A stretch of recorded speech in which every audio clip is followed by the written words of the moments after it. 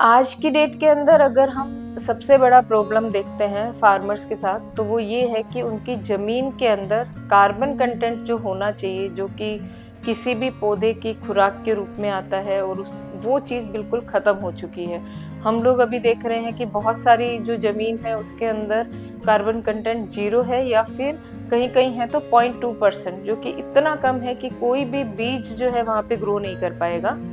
तो इन्हीं सब चीज़ों को देखते हुए हम लोगों ने काफ़ी सारा रिसर्च किया और ये देखा कि बायोचार एक ऐसा प्रोडक्ट है जो कि ज़मीन में जाने के बाद में ईयर्स के लिए कार्बन कंटेंट को ज़मीन में लॉक कर देता है। अभी हम अगर बायोचार की बात करें तो सजीवन लाइफ पिछले 2 साल से बायोचार बना रहा है, और काफ़ी लार्ज स्केल पे हम बायोचार बना रहे हैं। और उसी बायोचार को हम लोगों ने काफ़ी सारे किसान भाइयों के खेत पे अप्लाई भी करवाया है, ताकि कि वो खुद देख सके कि इसका रिजल्ट कैसा आता है।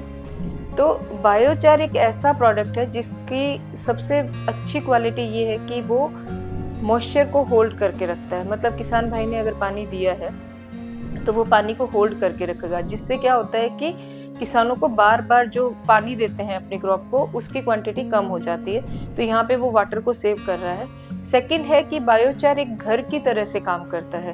तो जितने भी न्यूट्रिएंट्स हम लोगों को अपनी ज़मीन में देने हैं, वो न्यूट्रिएंट्स को वो सॉक कर लेता है, सॉक करके फिर धीरे धीरे रिलीज कर रहा है, जिसकी वजह से क्या हो रहा है कि आपका जो न्यूट्रिएंट्स लॉस हो जाता है ज़्यादा वाटर लीचिंग की वजह से, वो सब चीज़ें नहीं होती है। इसीलिए जब हम बायोचार रिच मैन्योर को सॉइल के अंदर अप्लाई करवाते हैं तो वहाँ का जो क्रॉप है वो बहुत अच्छा रिजल्ट देता है।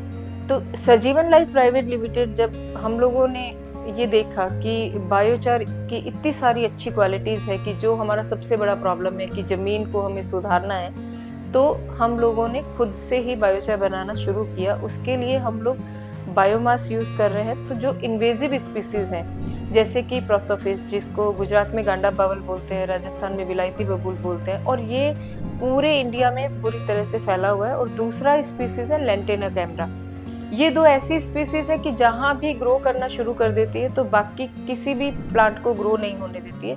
इन्हीं 2 पौधों को लेते हुए हम लोग बायोचार बना रहे हैं। उसके बाद में हम बायोचार कैसे बनता है उसका ट्रेनिंग भी फार्मर्स को दे रहे हैं, ताकि कि अगर वो खुद से बनाना चाहते हैं, जैसे कि कॉटन स्टिक है, वो जब खेत में से निकालता है तो उसको ट्रेनिंग देते हैं कि आप किस तरह से इससे बायोचार बना सकते हैं। तो फार्मर खुद भी अपनी तरफ से बना के फिर उसको कैसे मैन्योर के अंदर कन्वर्ट करना है, वो ट्रेनिंग हम उनको दे रहे हैं। और वो बायोचार जो है वो सॉइल में अप्लाई करने से क्या क्या फ़ायदे होंगे, ये सारी चीज़ जो है हम 1 to 1 हर एक फार्मर्स के साथ मिलके और इसके लार्ज स्केल के ऊपर एप्लीकेशन करवा रहे हैं। दूसरा एक एप्लीकेशन जो बायोचार का हम करवा रहे हैं वो ये है कि आज की डेट में जैसे सब जगह पे चल रहा है कि नेट जीरो करना है, तो नेट जीरो करना है तो उसके अंदर एक ये भी सॉल्यूशन प्रोवाइड किया जा रहा है कि जहाँ जहाँ पे कोयला यूज़ हो रहा है उस कोयले को रिप्लेस करके आप बायोचार, क्योंकि बायोचार एनर्जी का भी सोर्स है, तो वहाँ पे हम बायोचार को यूज़ कर सकते हैं। तो काफ़ी सारी जगह सजीवन लाइफ प्राइवेट लिमिटेड बायोचार के थ्रू ये सॉल्यूशन भी दे रहा है, जिसको कि हम क्लीन एनर्जी की तरह से बात कर रहे हैं या ग्रीन एनर्जी की बात कर रहे हैं। तो जैसे स्टील इंडस्ट्री है, स्टील इंडस्ट्री में आपने नाम सुना होगा कि ग्रीन स्टील। तो ग्रीन स्टील मतलब क्या कि आपने इमिशन कम करके किसी चीज़ को बनाया है।